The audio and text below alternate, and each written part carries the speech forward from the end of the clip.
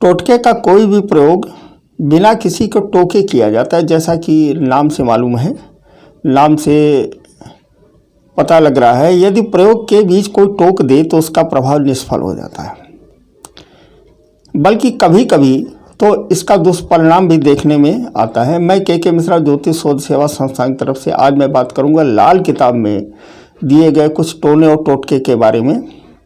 मित्रों, इस बार बहुत काफ़ी समय हो गया हम आपके समक्ष उपस्थित नहीं हो पाए, उसके पीछे कुछ विशेष कारण रहे। तो आज मैं बात करता हूं कि लाल किताब में दिए हुए जो टोने और टोटके हैं ये कितने प्रभावशाली हैं और इनके प्रति हमारी आस्था क्या रखनी चाहिए और इन्हें हम किस प्रकार से करें, हम उसके संदर्भ में बात करेंगे। प्रायः लोग टोने टोटके का एक ही अर्थ लगाते हैं, जबकि नाम से टोना और टोटका ये दो चीज़ें हैं। ऐसा नहीं करना चाहिए, दोनों में बड़ा अंतर है। आदि व्याधि से रक्षा और रोगों से छुटकारा पाने के लिए टोटकों का प्रयोग किया जाता है। हम जब किसी कष्ट के निवारण के लिए किसी उपाय की बात करते हैं, किसी टोटके की बात करते हैं, तो उसे हम टोटके का नाम दिया है। मतलब स्वयं सेल्फ डिफेंस में, अपनी रक्षा में जो उपाय किए जाते हैं उन्हें हम टोटकों को बोलते हैं, कहते हैं। जबकि टोने का बहुधा प्रयोग लोग दूसरों की हानि पहुंचाने के लिए किया जाता है, जो कि सर्वथा गलत है। अतः समस्त दर्शकों से हमारा ये अनुरोध है कि कभी भी इस तरीके की धारणा लेकर के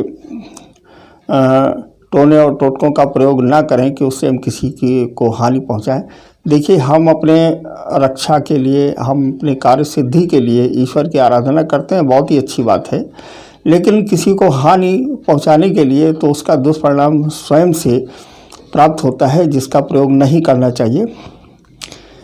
मित्रों, आज का ये आधुनिक युग और समाज है टोनों टोटकों पर विश्वास नहीं रखता। खास तौर से पढ़ा लिखा जितना भी वर्ग है वो एक ही बात कहता है कि हमें तो अपने कर्म पर विश्वास है। ये टोने और टोटकों की जो व्यवस्था है केवल मौलवी और ओझाओं तक ही सीमित होकर के रह गई है और जिसे ढकोसला की एक संज्ञा हमारे सभ्य समाज ने दे दी है। लेकिन अगर हम प्राचीन ग्रंथों की बात करें तो इसका प्रयोग हमें ग्रंथों में भी मिलता है। आज हम बात करते हैं, हमारा जो अति प्राचीन ग्रंथ है अथर्ववेद में बहुत से टोटकों का वर्णन दिया गया है। उसमें ये सब तंत्र शास्त्र में के अंतर्गत आता है।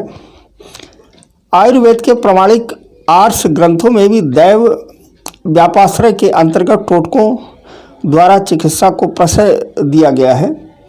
कहने का अर्थ यह है कि हमारे जो प्रमाणिक जो ग्रंथों में भी हैं, जो शरीर में उपस्थित होने वाली व्याधियां हैं, इनका भी उपचार हम आयुर्वेद में भी इसका प्रमाण मिलता है, जिससे हम करते हैं। एक हरित संहिता के 3 अध्याय में हरित मुनि ने विषम ज्वर की शांति के लिए टोटके का वर्णन इस प्रकार किया है। मैं उस श्लोक की बात करता हूँ। अपा मार्गस्य मूलस्य नीली मूलम था पिवा लौहितेन तु सूत्रेण आमस्तक प्रमाणता वाम कर्णे कटिबद्धक ज्वर हरि तृतीयकम। ये हरित संहिता 3 अध्याय श्लोक नंबर 2 में ये दिया हुआ है। तो अब आप ये कैसे कह सकते हैं कि टोने और टोटके ये केवल ढकोसला मात्र है? इसका हिंदी अर्थ भी आपको दोबारा बता देता हूँ। एक नील या ओंगा जिसे अपामार्ग बोलते हैं, अपामार्ग भी आयुर्वेद में जो कहा गया है, जड़ को पैर से सिर तक लंबाई के परिमाण लाल धागे में बांधकर कान एवं कटी प्रदेश में बांध देने से तीसरे दिन आने वाले ज्वर का नाश हो जाता है। ऐसा इस ग्रंथ में लिखा हुआ है, हरित संहिता 3 अध्याय श्लोक नंबर 2 का अर्थ मैं आपको बता रहा हूँ। श्लोक फिर से एक बार पढ़ देता हूँ। अपा मार्गस्य मूलस्य नीली मूलम था पिवा लौहितेन तु सूत्रेण आमस्तक प्रमाणता वाम कर्णे कटिबद्धक ज्वर हरित तृतीयकम। हरित संहिता तो ये क्या है? ये टोना है। एक ज्वर को शांत करने के लिए हम इसका उपाय करते हैं। एक अपामार्ग एक औषधि होती है, एक पौधा होता है। इसकी जड़ को अगर हम लाल धागे में सिर से पैर तक लंबे धागे में अगर इसे हम बांध करके इसे कान एवं कटी और कट प्रदेश माने कमर में अगर बांध देते हैं तो तीसरे दिन आने वाले ज्वर, माने जो ऐसा ज्वर होता है जो हर तीसरे दिन आता है, वो शांत हो जाता है। अब हम एक आधे टोटकों की बात करते हैं। हरित ये चरक संहिता में महर्षि चरक ने भी टोटकों को शारीरिक व्याधि का शमन करने में उपयोगी माना है। चरक संहिता में कुछ इस प्रकार उल्लेख मिलता है। मणिनाम मौषधि नाच मंगल्या नाच विषमश्च धारणा दानस नाश सेवनान भवेत ज्वरः, अर्थात मणि औषध मंगल द्रव्य विष और अगध, माने ये इस प्रकार एक विशेष औषधि होती है, धारण करने वाले से ज्वर नहीं आता है। ऐसे अनेक टोटकों का वर्णन विभिन्न ग्रंथों में मिलता है। मित्रों, आज केवल हम ये आपको बताना चाहते हैं कि टोटके और टोना और टोटका ये कपोल कल्पित नहीं है और इनका वर्चस्व, इनका प्रयोग आदिकाल से होता हुआ चला आ रहा है। अथर्ववेद में टोटकों का प्रयोग इस प्रकार बताया गया है कि पांडु रोग से ग्रस्त रोगी को लाल बैल के बाल पानी में पीसकर पिला देने से रोग नष्ट हो जाता है। इसी प्रकार अतिसार के रोगी को की कमर में मूंज की रस्सी बांधकर सांप की बामी की मिट्टी पानी के साथ पिलाने से रोग दूर हो जाता है। यदि हिचकी बंद न हो तो सेंधा नमक पीसकर पानी में मिलाकर पिलाने से हिचकी बंद हो जाती है।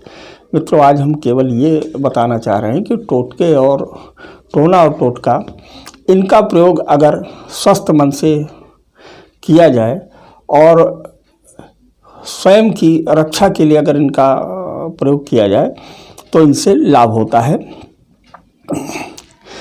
सदियों से देखने में आया है कि नई बनी दुकानों और मकानों पर हम क्या करते हैं,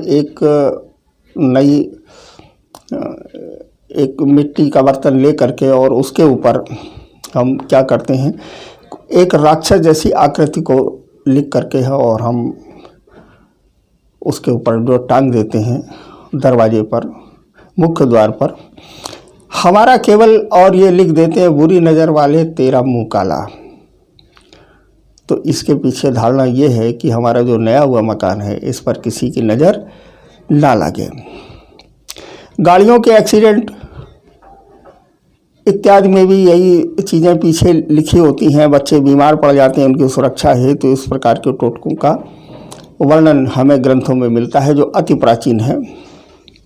यदि किसी बालक को नज़र लग जाती है तो घर की जो बुजुर्ग महिलाएं, जो औरतें होती हैं, वो विभिन्न प्रकार के टोटकों का प्रयोग करती हैं, टोना और टोटकों का प्रयोग करती हैं, जिससे तुरंत प्रभाव मिलता है। जब स्त्रियां, घर में वृद्ध स्त्रियां, प्रसव वाले, जब गर्भवती महिलाओं को प्रसव की स्थिति पैदा होती है तो जो बुजुर्ग महिलाएं होती हैं गाय के गोबर से एक चक्कर सा बना देती हैं ताकि कोई अला वाला अंदर न आने पाए। जिस स्थान में गर्भवती महिला प्रसव पीड़ा से परेशान होती है या प्रसव की स्थिति बन रही होती है तो उसके आसपास हम करते क्या हैं कि गाय के गोबर से एक रेखा, लक्ष्मण रेखा खींच देते हैं। उसके पीछे हमारा उद्देश्य केवल इतना होता है कि कोई निगेटिव एनर्जी ना आने पाए और जो गर्भवती महिला है और नवजात शिशु है, इनको किसी भी प्रकार से कोई निगेटिव एनर्जी की स्थिति ना बने। छोटे बच्चों के सिरहाने छोटा सा खुला चाकू रख दिया जाता है। ये क्या है ये सब, जिससे ये सोते हुए डरे नहीं। भूत प्रेत की बाधा से, लोगों की बुरी नज़र से और ग्रहों के दुष्प्रभाव से बचाने के लिए बच्चों के गले में काले धागे में पिरोकर रुद्राक्ष, लाल घुंची, चांदी का चंद्रमा, छोटा सा चाकू, भालू के बाल, शेर का नाखून या बजरबट्टू इत्यादि लटका दिए जाते हैं। मित्रों, आज हम ये बताना चाह रहे हैं कि टोना और टोटका ये केवल महज एक ढकोसला नहीं है, इनका प्रयोग आदिकाल से होता हुआ चला आ रहा है। बहुत से लोगों के मन में ये विचार उठ जाते हैं कि आखिर टोटकों की शक्ति और उसके प्रभाव का आधार क्या है। लोग ये जानना चाहते हैं, जो भी हमारा समाज में पढ़ा लिखा वर्ग है वो ये जानना चाहता है कि इसका आधार क्या है। आज हम उसके बारे में भी दृष्टि डालते हैं। जिस प्रकार जलचर, थलचर और नभचर प्राणी मात्र के शारीरिक अवयव दृष्टिगोचर न होने वाली एक विशेष ऊर्जा से व्याप्त हैं, जिसे तेजस कहते हैं। मित्रों, ये जो सृष्टि है इसको जो चलाने वाली एक एनर्जी है जिसे हम तेजस बोलते हैं। जैसे हम और आप और हमारे पेड़ पौधे, हमारे जानवर, पानी में रहने वाले जीव इत्यादि, ये जो इनका जो मूवमेंट है, इनका जो संचलन है, तो एक विशेष प्रकार की एनर्जी के माध्यम से ये दृष्टिगोचर होते हैं और ये चलते हैं। उसी प्रकार जब किसी व्यक्ति के व्याधि उत्पन्न हो जाती है तो एक नेगेटिव एनर्जी का संचार होने लगता है, जिससे जिस एनर्जी से उनका शरीर चल रहा है उसमें बाधाएं उत्पन्न होने लगती हैं, तो शरीर में कष्ट होने लगता है। तो हम करते क्या है कि व्याधिग्रस्त प्राणी के ऊपर औषधियों का प्रयोग करके उस व्याधि का समूल नष्ट करने का हम प्रयास करते हैं। मित्रों, हम आज ये बात केवल इसलिए आपसे बता रहे हैं कि जैसा कि लोगों ने हमसे प्रश्न किया था, हमारे कमेंट बॉक्स पर यह बताया था कि टोने और टोटके ये कहाँ तक सत्य हैं और इनकी सत्यता क्या है, इसके बारे में आपको दृष्टि डालिए। तो हमने ग्रंथों का सहारा लेकर के और एक दो ग्रंथों, चरक संहिता इत्यादि के बारे में बताया कि जिनका प्रयोग हमारे प्राचीन काल से होता वो चला रहा है और हमारे ग्रंथों में भी वर्णन है। तो लिहाजा टोने और टोटके में अंतर समझें और इनका प्रयोग स्वस्थ मन से और स्वयं की रक्षा के लिए अगर इनका प्रयोग हम करते हैं तो हमें निश्चित ही सफलता प्राप्त होती है। मित्रों, मैं के मिश्रा ज्योतिष शोध सेवा संस्थान से आपसे पुनः अनुरोध एवं आग्रह है कि हमारे इस चैनल को लाइक, शेयर और सब्सक्राइब करें। साथ में अगर कोई समस्या किसी प्रकार की आ रही हो तो कमेंट बॉक्स पर आप हमें बताएं।